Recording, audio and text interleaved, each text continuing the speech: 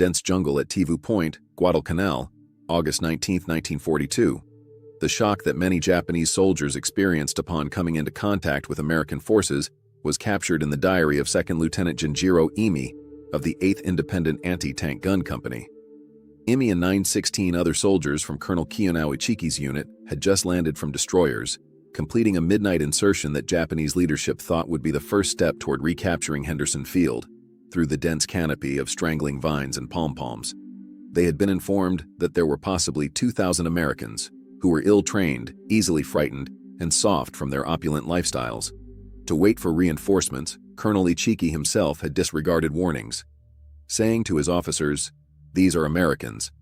We will sweep them into the sea before sunrise." None of these seasoned combatants from China and Southeast Asia realized that they were going to face something never seen before in the history of the Imperial Japanese Army. Not just a loss, which was unimaginable in and of itself for warriors who had only known triumph since 1937, but a methodical dismantling of all tactical presumptions, strategic ideas, and ideological convictions that characterize the Japanese style of warfare. The jungle itself would be used as a weapon by the Americans. The notion of Japanese invincibility in close combat would be destroyed by the overwhelming superiority in equipment, coordination, and sheer destructive potential, and the darkness that Japanese forces had possessed since the start of the war would betray them. For the Japanese soldiers that survived, the psychological effects were catastrophic.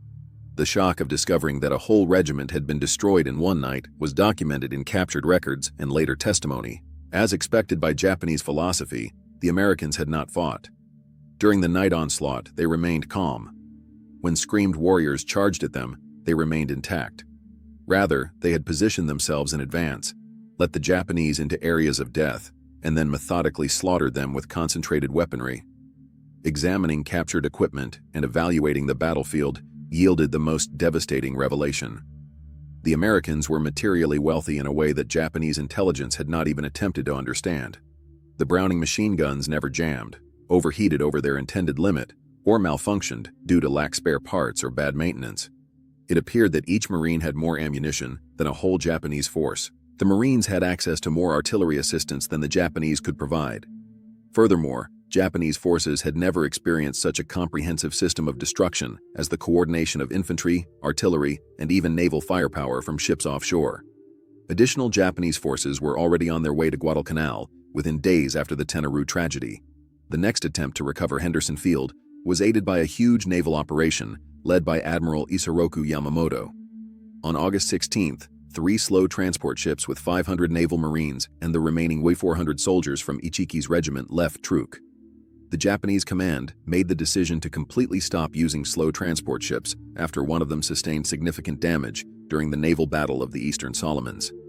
For what came to be known as the Tokyo Express runs, they would instead employ destroyers. Nearly 5,000 soldiers from Major General Kawaguchi's 35th Infantry Brigade were sent to Tivu Point by a variety of destroyers and light cruisers between August 29th and September 4. The Tokyo Express was an excellent way to move men.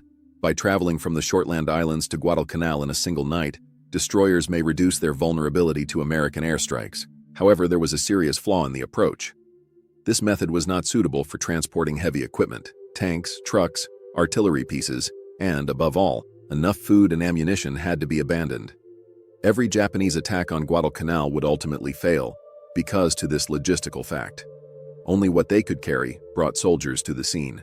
They relied on whatever supplies could be smuggled past American lines and on foraging in the area. Japanese troops would eventually find themselves battling not only American weaponry, but also famine as the conflict progressed. General Kawaguchi scheduled his attack on Henderson Field for September 12th. He intended to attack in 3 ways. One force would attack the coastal region from the west.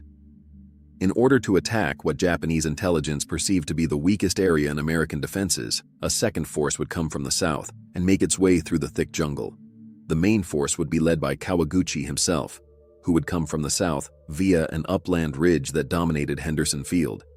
Kawaguchi was unaware that this ridge had already been determined by Marine intelligence to be the most likely approach route. When the 1st Raider Battalion's commanding officer, Lieutenant Colonel Merritt Edson, raided Tasimboko Hamlet on September 8th, he found enormous supply dumps which suggested a sizable Japanese force was encamped there. Edson grasped the Japanese strategy right away. they would approach from the south by leveraging the crest. Edson asked if he could set up a defense line on the actual ridge. It was approved by General Vandegrift. Edson placed about 840 Marines from his raiders in the 1st Parachute Battalion along the ridge on September 10 and 11. With the same meticulous attention to detail that had marked the Tanaru defenses, he chose defensive positions. Positioned machine guns produce interlocking fire. Crews of mortars registered on probable approaches. Defensive fire missions were planned by 11th Marine Artillery. Every advantage of weaponry and topography was planned and evaluated. About 1,000 meters long, the ridge itself was a narrow coral spine made up of 3 separate hills with sporadic trees and kunai grass. Both sides were bounded by deep ravines that were densely forested and in some spots impassable. The terrain was ideal for an infantry infiltration attack at night. It was also a place of death if effectively protected. The attack by Kawaguchi soldiers started on the evening of September 12th. This move was more advanced than Ichiki's frontal charge. Japanese forces tried to encircle American positions by infiltrating via the ridge's flanks ravines. Weak places were explored by small units. Larger forces gathered for efforts at breakthrough when they discovered them. There was confusion and savagery in the combat. Japanese forces who had sneaked to within grenade range occasionally fought Marines in hand-to-hand combat in the dark. The defensive measures, however, held. Japanese forces were destroyed by Marine artillery and mortars when they gathered for breakthrough attempts. Over 2,000 rounds were fired by the 11th Marines during the night, with high explosive shells being dropped so near Marine positions that friendly men were wounded by shrapnel. In the darkness, crews of machine guns shot until their barrels blazed red. Any weapon that was available was used by individual Marines in combat, including rifles, pistols, knives, and entrenching tools. As he progressed through the lines, Marines were encouraged and Japanese infiltration routes were indicated by Sergeant Major Jacob Vuza, the same scout who had warned of the Tenaru attack. One machine gun post that became vital to the defense was manned by Sergeant John Basilone. Wave after wave of Japanese attacks were repelled by Basilone's solo firing after his gunmen were killed or injured. For his actions that evening, he would later be awarded the Medal of Honor. At Edson's Ridge, 19 Marines would be awarded the Navy Cross, and 2 would be awarded the Medal of Honor. The Japanese onslaught had not succeeded as dawn broke on September 13th, but Kawaguchi had more men ready and able to launch another attack the next evening. Edson consolidated his forces by drawing his lines back to the middle of the crest. By sending reinforcements, General Vandegrift increased the size of the defending force to around 2,500 soldiers. When the Japanese launched another onslaught, the Marines were prepared with even more powerful positions and focused gunfire. The combat was even more fierce on the second night than the first. Before American reinforcements made the position impregnable, Kawaguchi committed his remaining soldiers into frantic attempts to break through. Hundreds of Japanese soldiers perished in the machine gun fire as they charged repeatedly. Before being halted, a few attacks approached Edson's command post within 50 yards. At one point, Edson himself reached for a rifle and joined the firing line because the situation was so dire. Once more, however, American firepower and defensive readiness won out. On the morning of September 14th, Kawaguchi's offensive had fallen apart. The number of Japanese casualties was astounding. On and near Edson's Ridge, between 830 and 850 Japanese soldiers lost their lives. Between the Raider and Parachute battalions, there were roughly 104 Marines killed and more than 200 wounded. The crest that would later be referred to as Edson's Crest or Bloody Ridge was a testament to the success of American defensive strategy. For the surviving Japanese forces, the battle was yet another devastating blow to their military philosophies. The same insight was repeatedly expressed in captured diaries and after reports. Japanese forces had anticipated defeating opposing infantry in the dark, where their spirit and training would prevail. Instead, they came across mortars, machine guns, and artillery that were all focused with an unmatched level of accuracy. Commanders in America were aware of the Japanese approach. Killing zones were set up. They awaited the arrival of Japanese troops. They then used coordinated fire support to eliminate them. Patterns that would recur throughout the Guadalcanal campaign were established by the battles of Bloody Ridge and Tenaru.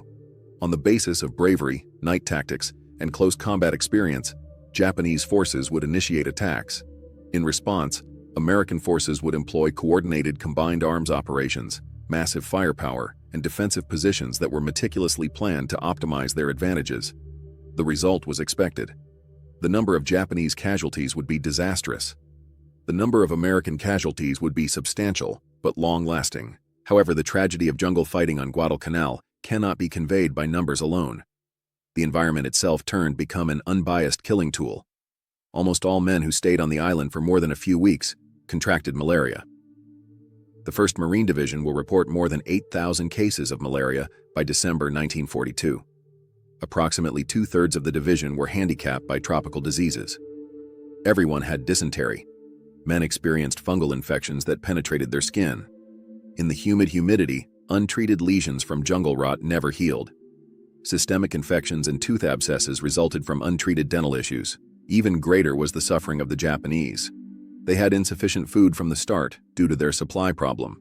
Field meals were meant to be provided to soldiers, but the Tokyo Express was rarely able to supply enough. Men lived off of whatever they could gather, with the odd delivery of rice that had to be stretched to the limit. Starvation started to follow them everywhere. Almost no medical supplies were available. Quinine used to prevent malaria quickly ran out and was never sufficiently replenished. Infections that may have been easily treated with the right medication frequently caused the deaths of wounded soldiers. The conditions depicted in Japanese records taken later in the battle were appalling. More than 60% of the 17th Army's personnel on Guadalcanal were unable to fight due to illness or malnourishment, according to a report from a medical officer in late October. The efficacy of combat had decreased to about 30% of the permitted strength. 50 soldiers were losing their lives every day, the most from malnutrition and illness rather than combat injuries. Food, ammunition, medical supplies, and replacement equipment were routinely provided by American supply ships, which were shielded during the day by Henderson Field aircraft. There were shortages, especially in August and early September when naval defeats momentarily cut off the Marines, but they were only temporary. The supplies were flowing steadily by October. Although canned rations were unappetizing, they were sufficient in calories and nutrients for Marines. There was enough ammunition for machine gunners to shoot until their barrels wore out and then ask for new ones. Sulfa medications for infection, plasma for blood transfusions, field hospitals with surgical capabilities, and ultimately the evacuation of severe cases to hospitals in the rear region were all part of the medical care. Japanese logistics included anything that might be smuggled through American lines or transported aboard destroyer decks. The soldiers discovered how to make one rice ball last all day. Because ammunition was so scarce, orders frequently limited the use of fire to the most dire circumstances. If you were lucky, medical attention meant a bandage. If you were unlucky, it meant an amputation without anesthetic. And if your wound grew infected, it meant death. In order to avoid burdening their battalions or running the risk of being captured, seriously injured men were frequently given grenades and abandoned to commit suicide. The Japanese launched their biggest onslaught of the campaign towards the end of October. 2 weeks prior, on August 7th, 11,000 U.S. Marines from the 1st Marine Division came ashore at Lunga Point, marking the beginning of the transition. The first American offensive operation of the Pacific War, Operation Watchtower, was being carried out by General Alexander Vandegrift's Leathernecks. On paper, their goal appeared to be simple: take control of the almost finished Japanese airfield, set up a defensive perimeter, and remain there until someone else took over. In actuality, they were going to engage in the bloodiest, longest campaign in Marine Corps history in a setting that would push human endurance to the limit. The island itself resembled a tropical hellscape. Guadalcanal's interior was dominated by mountains that rose 8,000 feet into eternal clouds, making it 90 miles long and 25 miles wide. Henderson Field was situated on the coastal plain, which was a strip of swamp, forest, and kunai grass, so dense that visibility was only a few feet. The humidity never fell below 90%, and the heat was oppressive. The clouds of mosquitoes were so thick that men might breathe them in. On reconnaissance photos, the rivers and streams appeared clear and inviting, but they were teeming with sickness and parasites. More men would eventually be disabled by tropical ulcers, dengue fever, malaria, and diarrhea than by enemy action. However, the airstrip was nearly undefended when the Marines arrived on that first morning. 600 naval soldiers and 2,200 Japanese construction workers escaped into the bush, leaving behind supplies, equipment, and, most importantly, the airfield itself. American engineers were already laboring to finish the runway by August 8th evening. Henderson Field would be named in honor of Marine aviator Major Lofton Henderson, who was killed at Midway. The island would host what would become known as the Cactus Air Force in a few days after the first plane touched down. For U.S. naval troops, the Japanese reaction was immediate and disastrous. Vice Admiral Gunichi Mikawa commanded 7 cruisers and 1 destroyer in a spectacular surprise strike through the night of August 9th. The United States Navy suffered its greatest defeat ever in the Battle of Savo Island. In less than an hour, the USS Quincy, USS Vincennes, USS Astoria, and HMS Canberra, 4 heavy cruisers, were sunk. The burning waters claimed the lives of almost 1,000 sailors. The majority of the supplies that had not yet been unloaded were taken with the remaining Allied naval forces when they retreated. With only half of their food and equipment, the Marines were cut off, isolated, and up against a strengthened opposition. Henderson Field had turned into the key to everything, something the Japanese High Command did not realize in those early August days. During the day, control of the airstrip meant control of the surrounding waters. Any Japanese ship within 200 miles may be hit by Henderson-based aircraft. The campaign's entire character would be determined by this one information. By dispatching troops and supplies on swift destroyers in trips that came to be known as the Tokyo Express, the Japanese were able to control the night. However, American planes dominated the skies when daybreak arrived. Japan had to recover Henderson Field right away in order to avoid the Americans strengthening their position, according to the strategic scenario. Lieutenant General Harukichi Hyakutake's 17th Army, headquartered in Rabaul, was given the assignment by Imperial General Headquarters. Hyakutake had very little forces at his disposal. At Palau was Major General Kiyotake Kawaguchi's 35th Infantry Brigade. The Philippines was home to the 4th Infantry Regiment. Colonel Ichiki's 28th Infantry Regiment, which had been based close to Guam and was initially supposed to be part of the Midway operation, which was cancelled following the June naval disaster, was the nearest unit. An Army school instructor known for his exceptional tactical skills was Colonel Kiyonao Ichiki. He was also notorious for acting without thinking and for believing that Japanese fighting spirit was superior than American substance. Ichiki was explicitly told to wait for the remainder of his regiment before trying to retake the airfield before leaving Truk for Guadalcanal. Ichiki, meanwhile, did not appreciate American soldiers at all. He had read of Japanese soldiers coming into contact with Western troops everywhere, including China and the Philippines.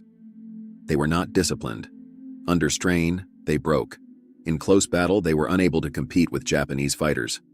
6 destroyers brought 17 members of Ichiki's first element to Taivu Point, which is located 15 miles east of the American line, on the evening of August 18th. Unnoticed by American soldiers, the landing proceeded without incident. Ichiki launched reconnaissance patrols right away to evaluate the defensive locations and strength of the opposition. It was an ordinary tactical choice that would end up killing them. To personally lead the operation, General Hyakutake traveled to Guadalcanal. He brought in 2nd Division components, including Chinese veterans. Similar to the Bloody Ridge approach, the plan planned for synchronized attacks from several directions, with the main effort coming from the south through deep jungle. Japanese forces, however, would have more personnel, improved coordination, and artillery support, which had finally been provided by destroyers this time. On October 23rd, a preliminary strike from the west marked the start of the offensive. Leading an attack across the Matanikau River were 9 Japanese tanks, which were uncommon on Guadalcanal due to their transportation challenges. American defenses were prepared, including troops of the recently arriving American Division 164th Infantry Regiment. In rapid succession, all 9 Japanese tanks were destroyed by artillery, anti-tank weapons, and even an M3 Stuart tank. With significant casualties, the offensive was halted. The night of October 24-25 saw the main assault. In an attempt to breach American defenses south of Henderson Field, some 5,600 Japanese soldiers led by Major General Yumio Nasu launched an attack from the south. They were up against Lieutenant Colonel Louis Chesty Puller's 1st Battalion, 7th Marines, which was bolstered by members of the 164th Infantry Regiment. In the history of the Marine Corps, the battle that night became legendary. The night was filled with waves of Japanese attacks. Instantaneous counterattacks cemented individual breakthroughs. After firing until their guns broke, machine gunners snatched up firearms and carried on the battle. The 11th Marines artillery fired missions that were dangerously close and landed just yards from Marine positions. The battleship USS Washington was waiting offshore, prepared to support naval gunfire if necessary. Only 1 Marine battalion stood between Japanese forces and Henderson Field at one crucial point, but they remained intact. The defenders once more relied heavily on Sergeant John Basilone, who had shown great distinction at Bloody Ridge. Basilone personally carried ammunition through enemy fire to keep his machine guns firing when his section's supply ran short. Under fire, he fixed broken machine guns. He seized a .45 pistol and launched a counterattack that brought the line back after one gun position was overrun. The Japanese onslaught was defeated by the morning of October 25th. During a nocturnal attack, General Nasu was killed by machine gun fire. During the breakthrough effort, about 2,000 Japanese soldiers lost their lives. There were several hundred American fatalities and injuries, which were severe yet manageable. Significant naval battles in October 1942 also caused a significant change in the balance of forces surrounding Guadalcanal. Some of the most fierce surface fighting in naval history took place during the 4-day naval battle of Guadalcanal, which took place from November 12th to November 15th. The battleships Hiei and Kirishima were part of a Japanese bombardment force that clashed with American cruisers and destroyers in a confusing nocturnal fight on November 13th. The battle claimed the lives of Rear Admiral Norman Scott and Rear Admiral Daniel Callahan, the only two American flag officers to be killed in surface combat during World War II. 4 destroyers and 2 light cruisers were lost by the Americans. The Japanese lost the battleship Hiei, which was disabled in the night action and sunk by planes the next day, but they also damaged 3 more destroyers. The failure of the bombardment mission was more significant. Henderson Field was still in use. The battleship Kirishima tried another bombardment on the evening of November 14-15, but the USS Washington and USS South Dakota stopped it. Washington fired 9 16-inch shells into Kirishima at ranges where Japanese lookouts could not see their target, in a deadly demonstration of American radar-directed gunnery. Kirishima sank with a significant death toll. Most importantly, a Japanese convoy trying to land the 38th Division with heavy equipment was destroyed by American planes and surface ships. Only 4 of the 11 transport ships made it to Guadalcanal, and before they could unload everything, they were destroyed by artillery and airplanes. The convoy suffered more than 5,000 Japanese casualties. This was the final significant effort to use a sizable, well-equipped ground force to bolster Guadalcanal. November was the start of the end for Japanese troops already stationed on the island. They had anticipated resupply and reinforcement. Rather, they discovered that the convoys had been destroyed, the naval battles had failed, and no further assistance was on the way. Once more rations were cut, men who were already famished were instructed to live on much less. There were no more medical supplies available, which had been severely lacking. Makeshift field hospitals were crowded with the sick and injured, leaving medics with no choice but to watch men perish. Japanese diaries that were captured during this time period depicted a gradual decline. Men eating grass and bark, the realization that no more supplies were coming, the reduction of rice rations to 1 ball per day, the spread of disease everywhere, the burning of bodies when soldiers had the strength, the deaths from poisonous plants, and the decline of soldiers into starving, desperate shadows were all described in the entries. The final reckoning came in December. The decision to leave Guadalcanal was decided by the Japanese command at Rabaul. Although they were unable to openly acknowledge their failure, they knew in secret that carrying out the operation would result in the 17th Army's total devastation. There were only about 11,000 Japanese soldiers left on the island, compared to 36,000 at its height. Maybe 7,000 of those 11,000 were able to walk. The others were ill, injured, or starved to the point where they could hardly move. One of the most effective Japanese operations of the war would be the evacuation, known as Operation K. In early February 1943, Japanese naval forces withdrew 10,752 troops over 3 nights using destroyer runs akin to the Tokyo Express. Despite being an impressive accomplishment in a challenging situation, it was unable to mask the severity of the loss. At its height, Japanese forces on Guadalcanal numbered about 36,000 soldiers. Between 25,000 and 30,000 of them perished, with 14,800 of them dying in battle, and 10,000 to 15,000 from malnutrition and illness. The American casualties were similarly substantial, but long-lasting. About 1,600 Marines and Army units were killed in combat, 4,200 were wounded, and thousands more were temporarily incapacitated by tropical diseases during the battle on Guadalcanal. However, American labor and industry may make up for these losses. Already, new divisions were in training. The production of ships and airplanes was outpacing their loss.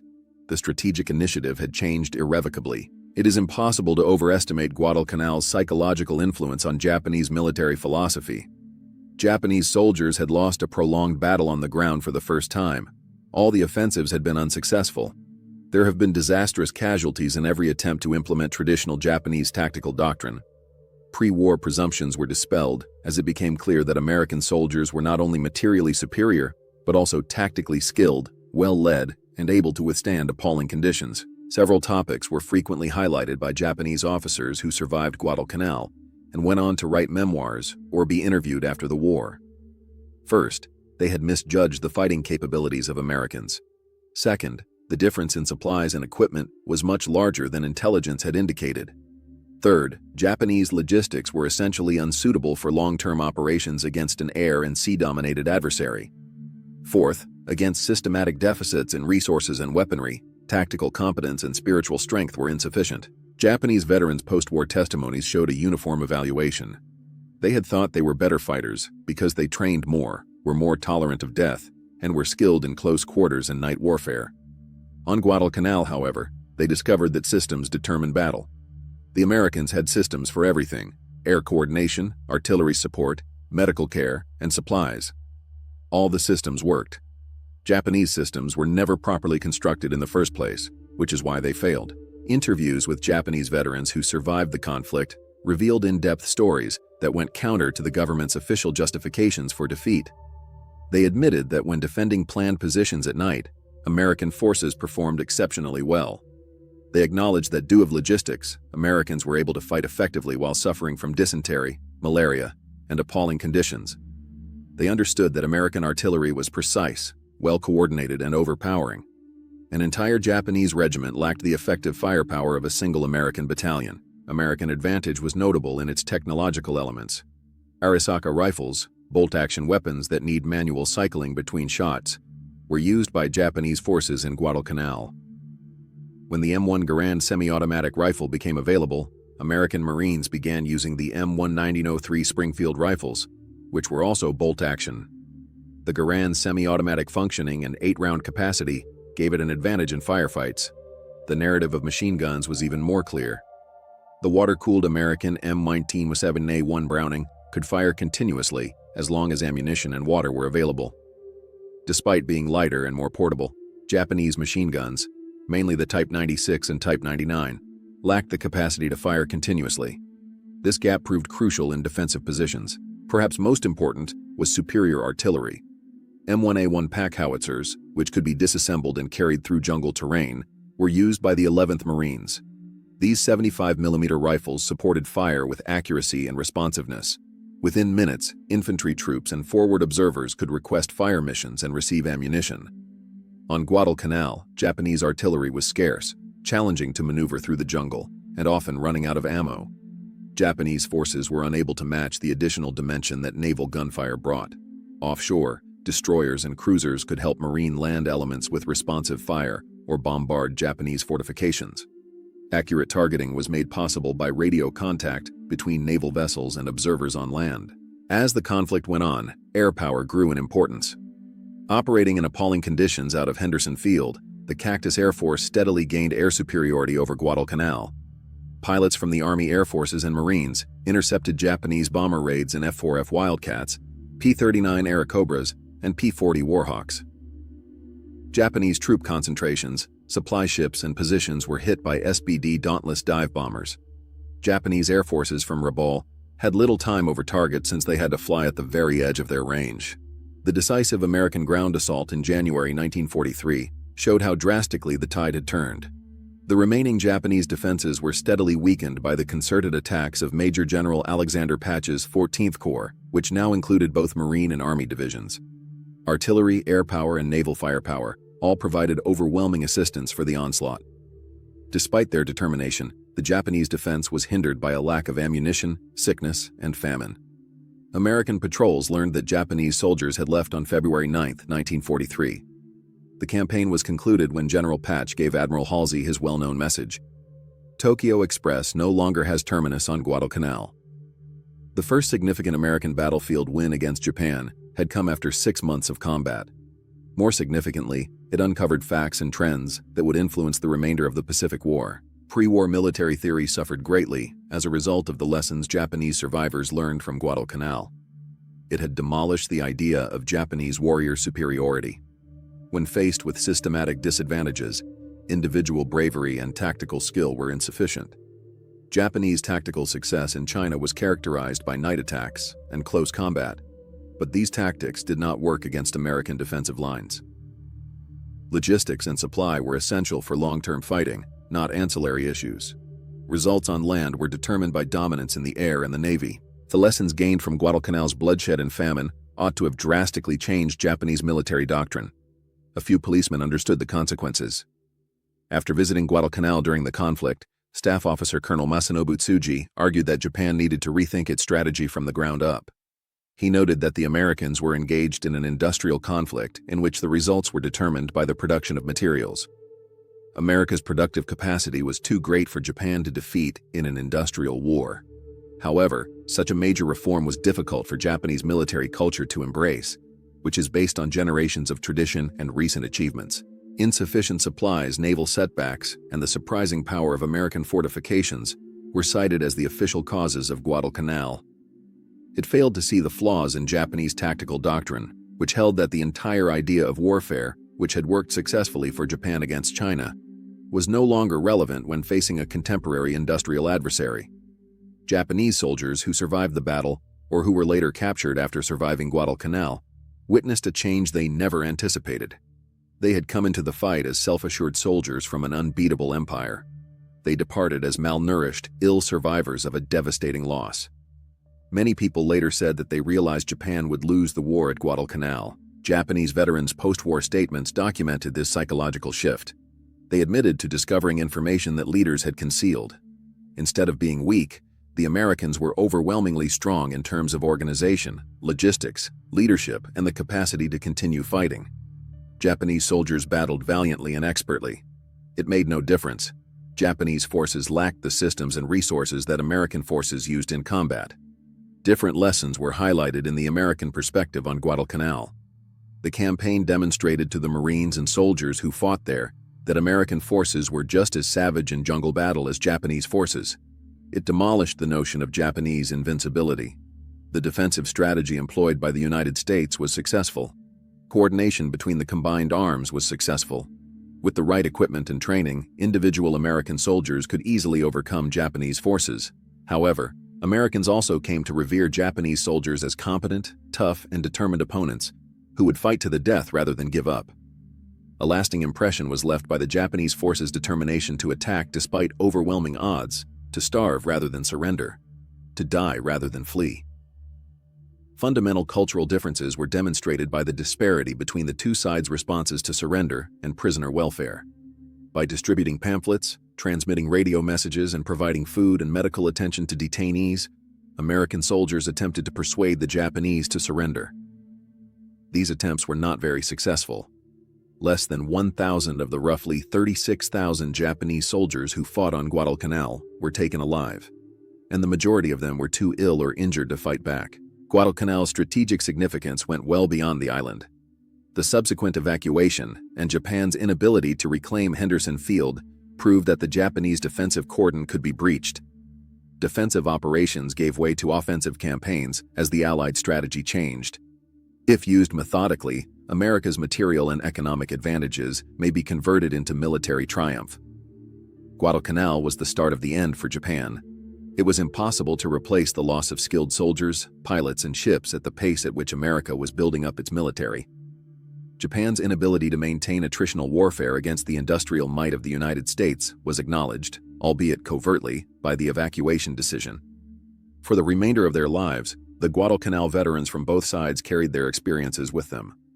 American Marines and soldiers who made it through the fight served as cadres for new units, imparting their hard-won knowledge of combined arms coordination, defensive tactics, and jungle warfare.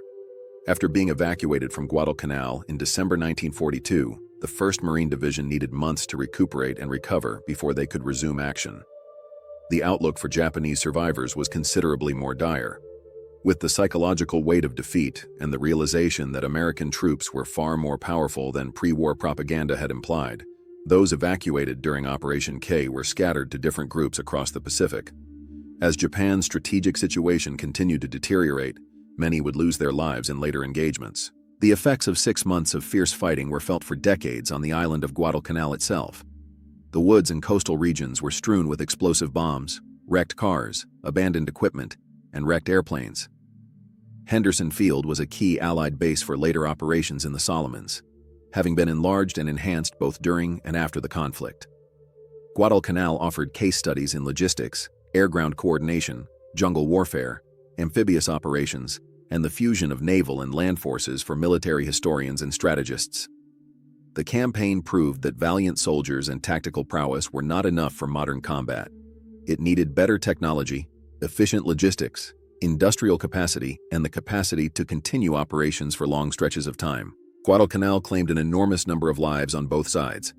The naval engagement surrounding the island claimed the lives of almost 7,000 Japanese and American soldiers. Over 7,000 Americans were killed, injured, or reported missing on land. Japanese casualties from all causes topped 30,000.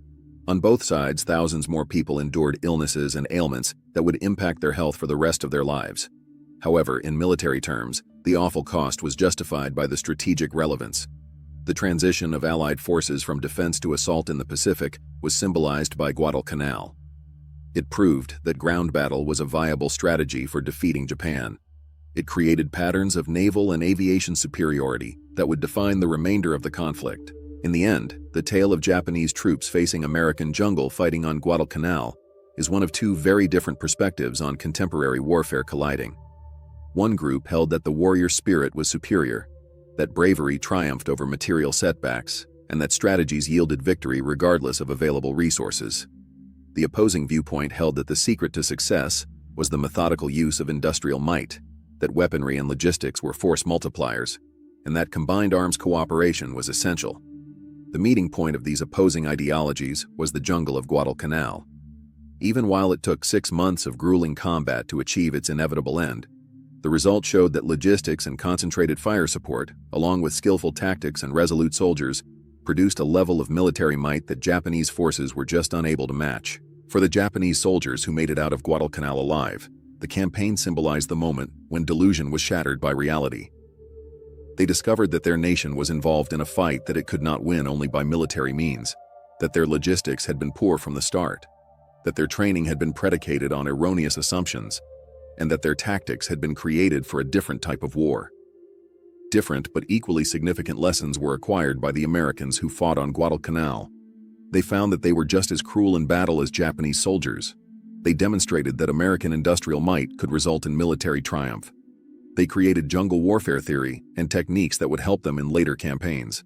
Additionally, they dispelled the illusion of Japanese invincibility and presented a realistic picture of a strong, resolute, but ultimately defeatable adversary. On Guadalcanal, Japanese troops were frightened by the methodical, overwhelming, and unrelenting use of artillery and material resources that American forces brought to every battle, not by American soldiers as individual combatants, despite their strong performance.